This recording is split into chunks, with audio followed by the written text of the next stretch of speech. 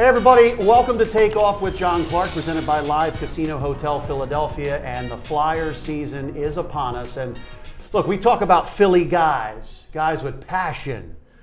I mean, John Tortorella, our special guest, you've got passion. I get a sense you understand the Philly mentality, don't you? It's what drew me here.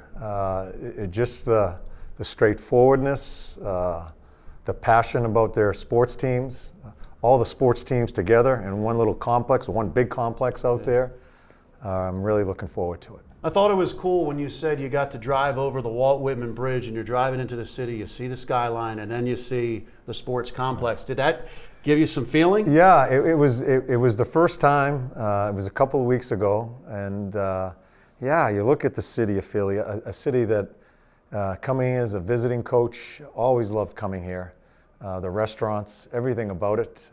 Bobby the Chief Taylor used to bring me to some spots that were just fantastic in my Tampa days, and then you see it all on top of that bridge. You see the complex and the city. It does nothing but give you juice. So I've run into a lot of Flyers fans at the gym in different places, and they say, man, we got to get the Flyers back to what they were, the proud organization. That's a big responsibility, but do you know what you're in for here? Oh, I'm not sure I do. I have a pretty good idea of what the pressure of it, the anticipation, the expectation, and I think it's good. I think what the people in this area demand is a good thing for a professional team, and that's kind of, you know, people talk about culture. I don't even like that word. It's a standard that we're looking at in trying to get back to what that emblem is, what that organization is. I think it's a little bit off the rails right now. I think everybody in the organization knows that. I'm looking forward to the challenge to try to get this right. So when you took this job, you saw everything on paper, and I'm not going to use the word culture, the standard. Is it a little tougher than you thought with injuries and different things that's going on to get this back to the standard? Yeah, you know, just in conversations with the management, the players, when I was here all summer long, coming back and forth, just discussing what's gone on. I knew what I'm in for here. Camp, it's been a little frustrating for me with some of the injuries we've had so far, as just not getting guys on the ice and kind of going through the process with us. I think that's going to get remedied here. I think we're going to have some guys back. I don't know what's going to happen. You know, I don't know how they're going to handle some of the situations they're put in, how we coach as a group of coaches, new coaches coming here. I'll guarantee you one thing, we're going to be straight up, we're going to be honest, and we're going to push. How people react for us to get to that standard, we'll see what happens. But I do have a vision. I'm anxious to work with these guys. We've had a good first week of camp. But now the real stuff starts here, and that's when you start finding out about people. And you've come in and you've pushed, you did a lot of conditioning and stuff like that. Do you know what you have as far as mental toughness yet, or no. You're still finding that out? No, I don't think you find out about that until the real stuff starts happening in the regular season, the pressures of getting those 2 points. Exhibition, you know, it's important for evaluation, but it's so hard to get the players to compete, especially the veteran guys, at a level they need to, because they're just worried about that regular season. Regular season starts, the preparation ramps up, the coaching ramps up. It goes from evaluating towards correcting, and you know, basic honesty as far as what your game is, good, bad, or ugly. I think that's when you start having these situations and you find out about them mentally. So yeah, we'll see how people react to honest assessment. I think that's one of the biggest things for coaches. If you don't think a player's assessing themselves right, we need to step in. When coaches step in and assess and people really may not like it, that's when you have the give and take as far as finding out what people are. You said you're going to play the kids, the younger players, and a couple of them have already said, hey, you're pushing. Do you get a sense you can keep pushing with some of these younger guys, or do you have to back off on some? It's a great question, because it's easy to just to go after people. Not so much in a negative way, but to push them to a level. But I think and I've made mistakes. Sometimes it's an individual thing. It's not pushing a whole group. You got to understand the capacity of each individual as a player and act accordingly. It's not to pound your chest and go after them each and every day to try to get them to a level. Certain players will need a little bit more time to get there. Other players, you think they're ready and you need to get them there. And those are the things. That's the coolest thing about coaching is I think you're coaching the mind. These aren't physical attributes. This is coaching the mind about what they can handle. So we're gonna go through that process because it just changes when regular season and the real stuff starts as far as finding out of people how they handle certain situations. And I think everybody in Philly, we're trying to figure out what we should expect from this team. Is this a rebuild? Is this a transition year? Or could we expect playoffs here? Yeah, you're not going to get me to make a projection. I'm not interested in all this new language, the retool, rebuild. Are we going for it? I'm not interested in that. I'll tell you right now, we have some work to do. We have some work to do both in the physical part of it, and we got quite a bit of work to do mentally as far as the presentation of who we are. That's what is my biggest, I'm looking forward to, but my biggest fear too, is can we represent that emblem back to the standard of what the Flyers have been. And I'm not trying to run down the team, but we haven't been there. We're not there right now. And that's what I'm going to try to get to. One way or another, we're going to get there. How long it takes, don't ask me that, because I don't know. I don't know what we're going to be. I still don't know until the real stuff starts happening. You've had the injuries. Are you really able to implement your system? I don't know if you like that word. Yeah. But your system, are the guys able to get it? Yeah. This is, no matter what the injuries are, like we shift over now from evaluating and conditioning to the next 7 or 8 days prior to our opener into teaching the concept, teaching the structure. So they'll be in all the meetings because it's video, it's whiteboard, it's on the ice, it's a whole entourage of things presenting that. I think you have to be really careful. I think I used to be that guy that dot every I, cross every T when it comes to the X's and O's.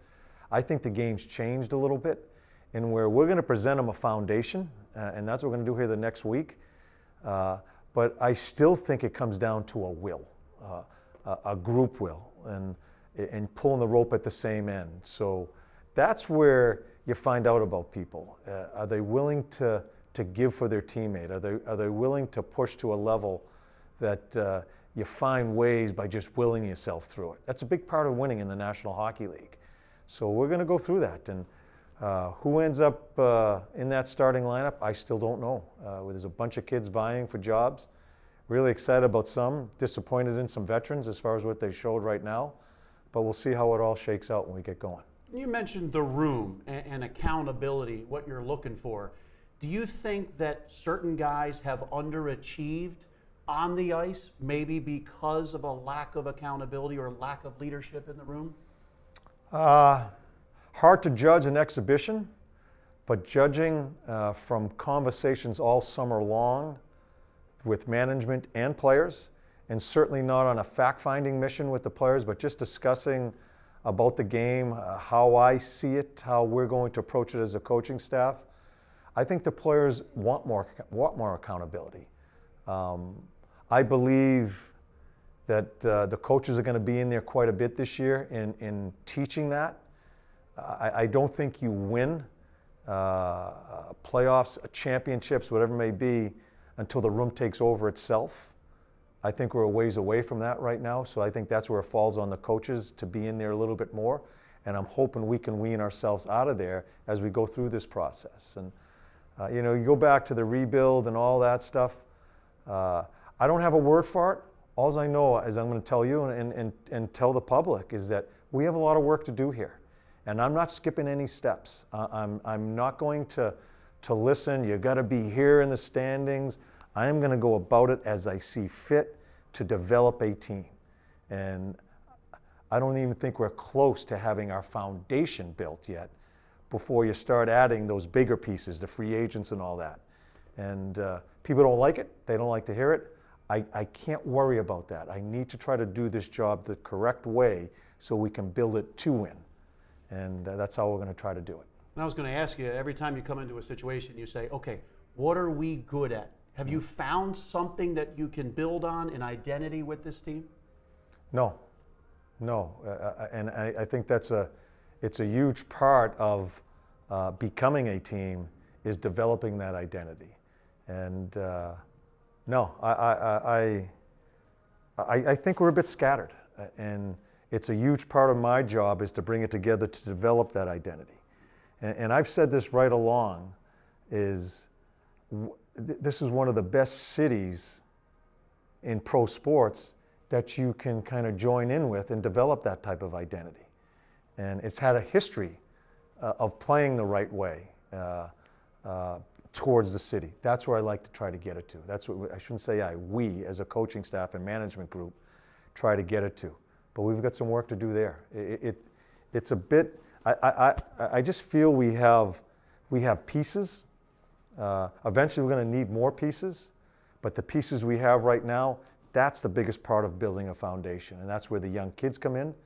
And I'm telling you right now, we're going to develop the kids. A little disappointed some kids fell off towards the end of the camp here, that they may have to start in the minors a little bit. But we're going to develop the kids because I think that's where you develop your foundation. And in a cap world, you need to develop from within. When you're looking to get that standard back to the level where everybody's buying in, do you get a sense that there will be some who just don't fit with what you're trying to put Absolutely. in here? I already know that. And it's not like you can just say, oh, you're out of here. That's just not the way it works. You eventually...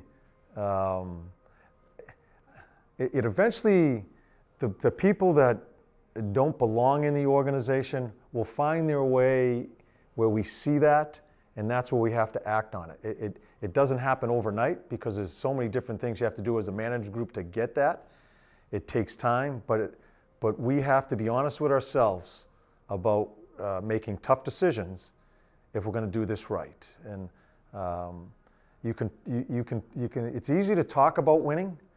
You have to do some hard things to win, and that's we can't skip any steps and not be afraid to make any decisions that are hard and maybe the public won't like. You can't worry about that because then that sacrifices getting to where you want to be, and hopefully we stay strong there. So I will ask it again. I mean, you wanted to come here. Is it a tougher project than you originally thought? This is a good one. This is a hard project, and I love being in it. I've loved it so far. Had some really good days where I'm really happy about things. Had some bad days like, what the hell are we doing? You know, and that happens everywhere. I'm still trying to really get my hands around just knowing, to get to know everybody and understand their personality, really put names to faces. We've had 60+ players in here, a new coaching staff. We're all trying to figure all that out. But I'm just being honest, there's work to do. There's a ton of work to do here, and I'll leave it at that because I know there's been talk about a quick fix. It's not a quick fix. I'm telling you right now, it's not a quick fix. And I'm not going to go about it that way to please people because then I don't think you have your foundation. And I want to be able to leave here. I may not even be the coach here when you're winning, but I want to be here and do it the right way so I leave it in a good spot that it can keep on growing. And that's the way, in my mindset, I'm going to go about it. Look, everybody wants to see this Flyers team win games, yes. But you're saying it's about building, yes. Not necessarily, hey, we can win on a Wednesday night here at home. No, you have to build something. Yes, if you want to win a championship, it's just not getting into the playoffs or improving a 61-point season. It's going through developing your players, building a foundation, so when you do build, you're not knee-jerking back and forth as far as what your team is. And that takes time. And I know there's been Johnny Gaudreau. Everybody's pissed off we didn't bring in Johnny Gaudreau. Johnny Gaudreau is a hell of a player. It was not time to bring in a player like that. We have so many other things we need to do prior to picking those key free agents that may put you over the top. That's just the way I feel. So when you're trying to get this organization back to a standard, you have a guy like Cam Atkinson. Mm-hmm. You need guys who sell your message in the room. Is that somebody you're leaning on, or are you doing that with a leadership council or anything like that? Cam's such a good pro. He understands. He's kind of a conduit as far as I coached Cam for 6 years, and Cam had some really tough days with me during those 6 years. The first couple of years with Cam, we were on a little bit of a roller coaster there and understanding what I felt the standard was for a player. Practice habits, everything that comes into being a really good pro. He's turned into one hell of a pro and a really good player. Sure, I didn't have to say one word to him. He conversed talking about the camp, how the camp was, the readiness that's needed as far as the conditioning in our camp. He took it upon himself to kind of spread that. And he'll certainly help me, and already has, as far as my style of coaching. He's an important guy and probably one of our top players. And so I don't have to say a word to him. He knows how to go about it, and he's kind of helped me find the way here as a conduit with the players in here. It's interesting because Cam, I believe, said that he's happy that he had you when he was young because you kind of learn that way. Scott Hartnell says he wishes he had you when he was younger because maybe when you get established, pushing is harder to take. So with these young guys, do you think about that? Because you're molding them for their entire futures here in the NFL. NHL. Yeah, and you know what? The coolest thing about a coach is you're not only molding it as a hockey player, you're molding them as people. And I always say, I'm not sure what I'm interested in more. We have to find a way to win, so you're certainly going to mold them as a hockey player. But I enjoy the part of molding as people. My daughter's a school teacher. My son is a sergeant in the Army, so he's a leader of men. Brittany's teaching my daughter, teaching young kids, reading specialists. We're all doing the same thing in a different room. She's in a classroom. He's out in the real stuff. I'm in a locker room. And that's the coolest thing about coaching is you're molding people. And I like the conflict that comes with it. I like the honesty that comes with it that brings on conflict. We just had some today when we're assigning some people to the minor league team is, they may not agree with the decision, but you talk it out. That's the coolest part about coaching. As long as there's honesty and it's not a player, after I meet with him, going to another player and whispering, say it to me. I'm going to say it to you. There's no question I'm going to be totally honest with these guys. And I just want it back. And I think that's where you get to that goal quicker. And you become closer in a tight-knit group quicker by that type of honesty. And you're looking for honesty, accountability, leadership. Do you think you will have a captain to start the season? No. Nope, and I'm not going to, everybody asks that, I'm not going to be forced into naming a captain. A captain will arise when a captain arises. That'll happen itself, not me putting a vote to the team or the coaches. If I don't think there is a true captain there, which I don't think right now, there will not be a captain on the hockey team. We'll just get about our business as a leadership group. And then we'll see who comes about, or maybe someone else next year comes in here is that guy. But I'm not going to force feed a captain with this team. Organically, you want it to I want it to develop. Itself. Yeah, it'll hit me right in the face. When it comes, it'll hit me, and that's when it'll happen. Not until. And it's the same thing as I'm talking about a quick fix and thinking you're winning. I want to do it the proper way in building it correctly. When you look at some guys over the last couple of years or even last year, you say, wow, we think he's better than he's been playing. So I'll take a guy like Ivan Provorov. Mm-hmm. Do you think, and Tony D'Angelo, mm-hmm. maybe pairing with him, do you think you can get more out of him? Out of Provorov? Yeah. Yes. We're going to have to. Because when when he first came, he was a better player prior than he is right now. Was it when Niskanen retired? Did that affect him, his partner? I don't know, but he's a real interesting one to me because he cares. He eats pucks, he blocks shots, he's a competitor, great shape. We got to get him settled mentally. Is Tony the right partner for him? I don't know. We're certainly going to look at that, but he's a huge piece to our back end. So it's going to be a give and take with him as far as what one of the things is my coaching style good for him. But we'll talk about that. And sometimes coaches think they can coach players the same way because that's who the coach is. Remember, they're the most important people. The player is the most important people. You've got to adjust a little bit to get the best out of them. When it comes to effort, there's no change in how I'm going to about. If there isn't effort there, that's just a deal breaker for me. But when it comes to other things, we have to adapt to the players as we have them to try to get the most out of them. And those are conversations you have with the players as you coach them. Provy's one of them because we need to get him to play better. Are there other guys that you feel you can get more out of? Sure. It goes right through the lineup. I think when Coots is healthy, we're going to need more out of him. Kevin Hayes, we're going to need more out of him. I think Kevin's going to have to change his game a little bit. And he and I have already started having those conversations right from the summer. And as we've gone through the exhibition games, I think when you're a 61-point team and there's no trades imminent, there's no free agencies coming in here, if we're going to be a better team, we need everybody to get better. And that falls on the coaching staff. That's our responsibility.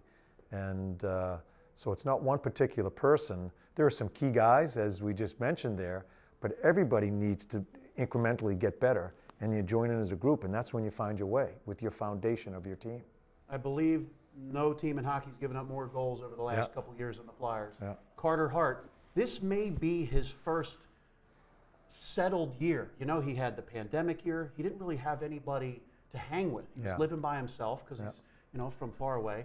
And look, when a goalie's hung out to dry sometimes, it can affect you mentally. Where do you think he is mentally at this point? Yeah, it's frustrating to me that he hasn't had, he didn't get any exhibition games just to making sure we get him healthy for the opener.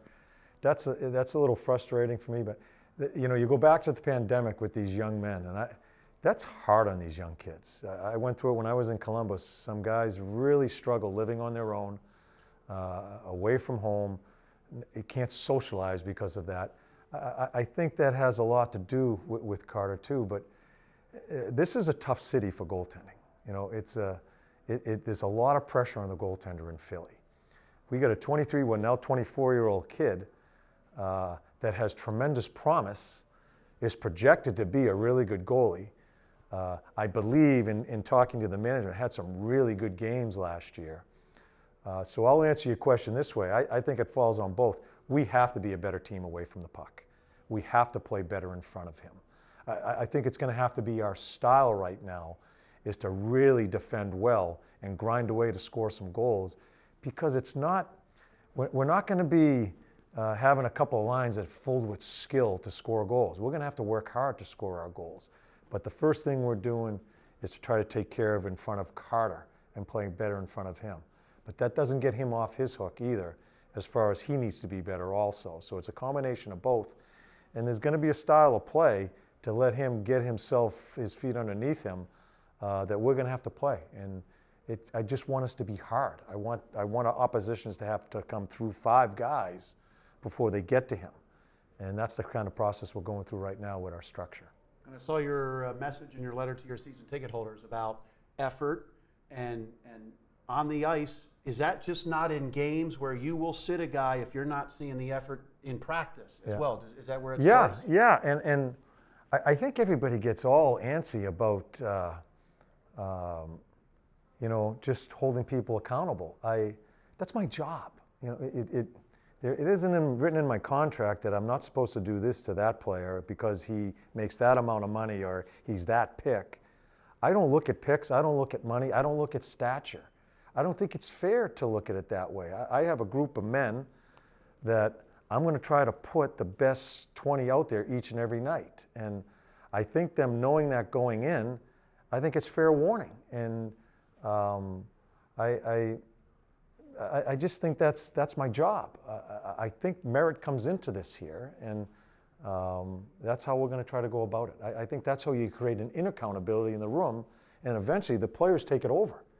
I don't want to be in there. I know I'm going to be in there a lot now, but I want them to take care of some of the stuff, and eventually that's where you become that team.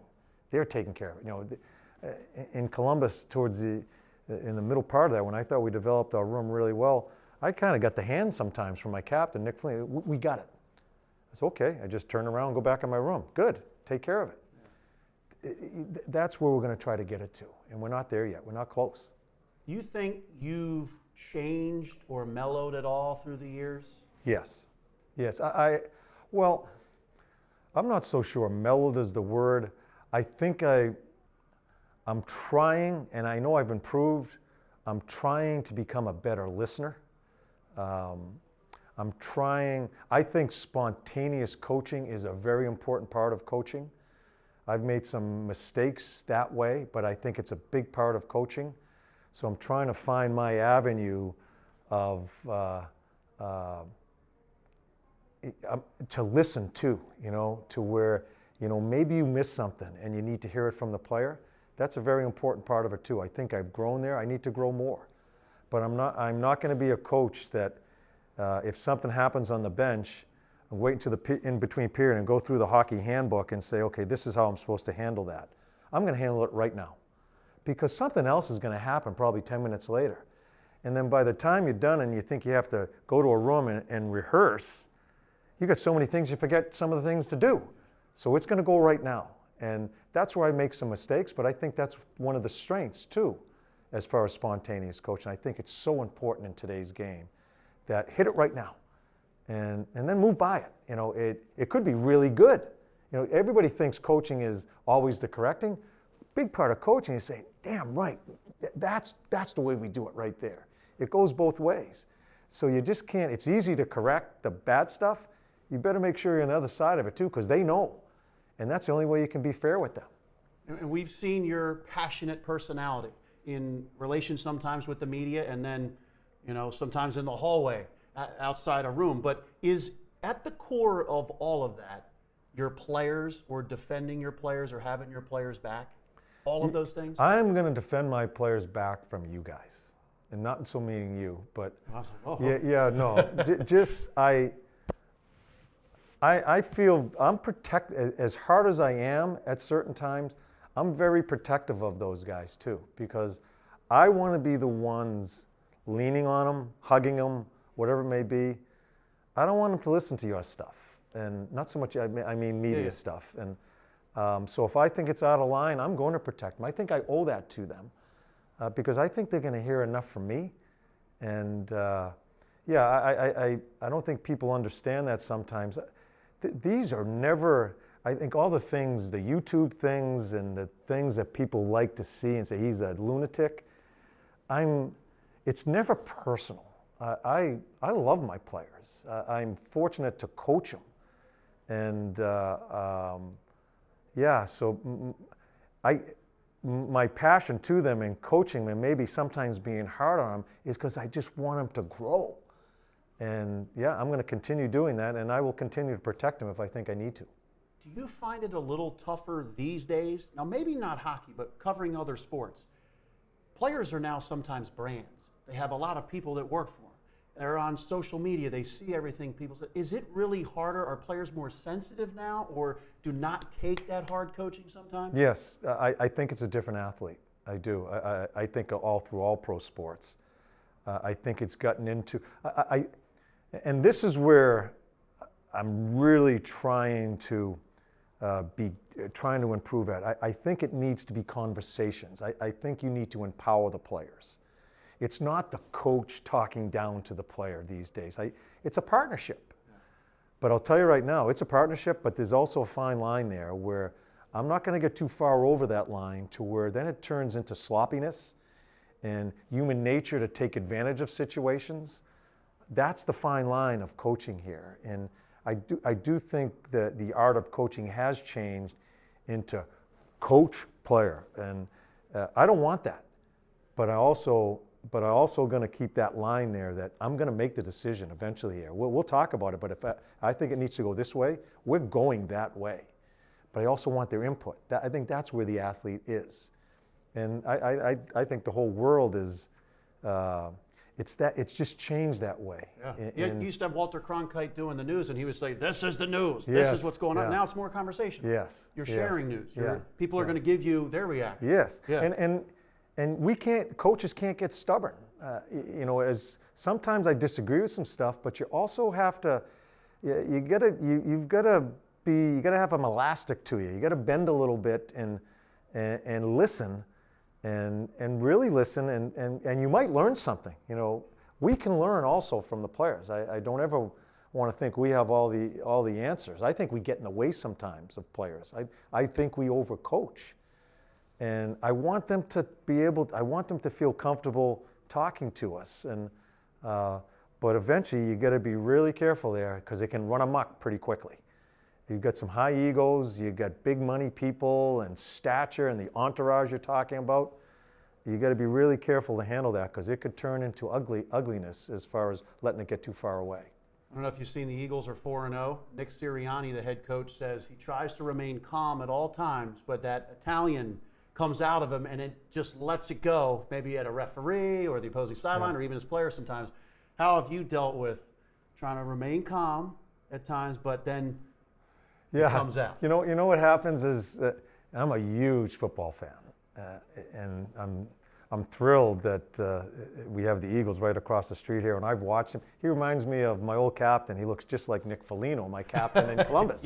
Yeah. And every time I see him on the sidelines, it's Nick Foligno. And no offense to the coach over there with the football team, but I think emotional coaches, I think you got to be really careful about, okay, I'm going to relax, and then you explode. And it really turns into something stupid, I think, sometimes. Because you kept it in. Yeah. So you got to be honest with yourself. And, I'm not going to be someone I'm not. And I think my emotion is one of my biggest strengths. And I do think it's one of my biggest weaknesses. I know that. But I'm not going to self-talk, keep it in, turn away, and then just rip on a guy. And you just went about it the whole wrong way because you tried to keep it in.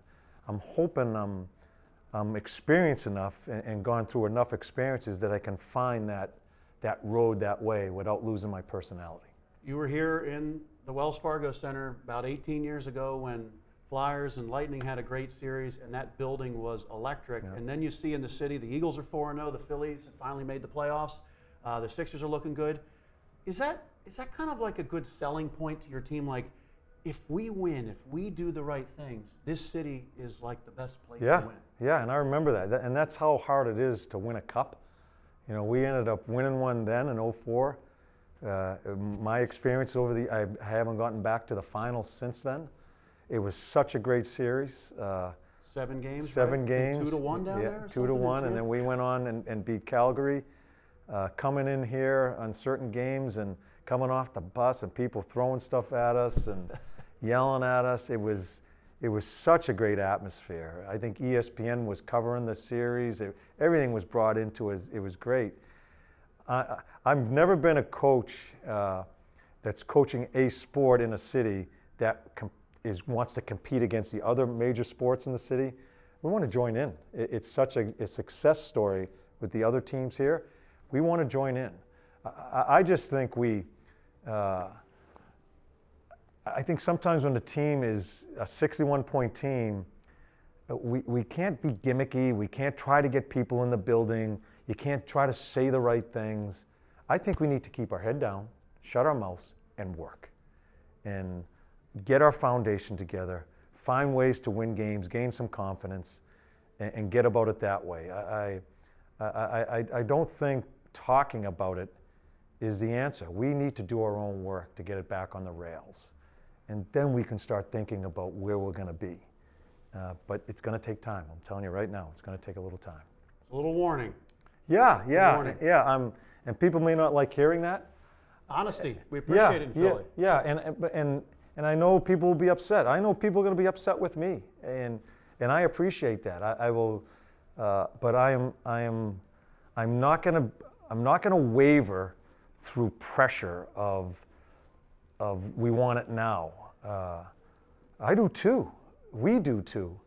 But it doesn't happen that way. We have some work to do here, and if people don't like it, I'm sorry. You have your opinion, and but we're gonna. I've been fortunate and honored to be hired here. I've thought about this all summer long, how to approach it, and it's the only way I know how to. I'm going to be honest with you, right on through where we're at, and we're going to try to. I don't think we should be talking about it much. We just need to shut up, put our head down, and get to work.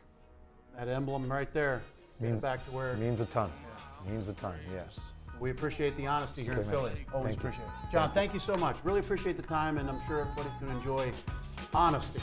My pleasure. Thank you. The greatest. Oh, mom, so flagrant.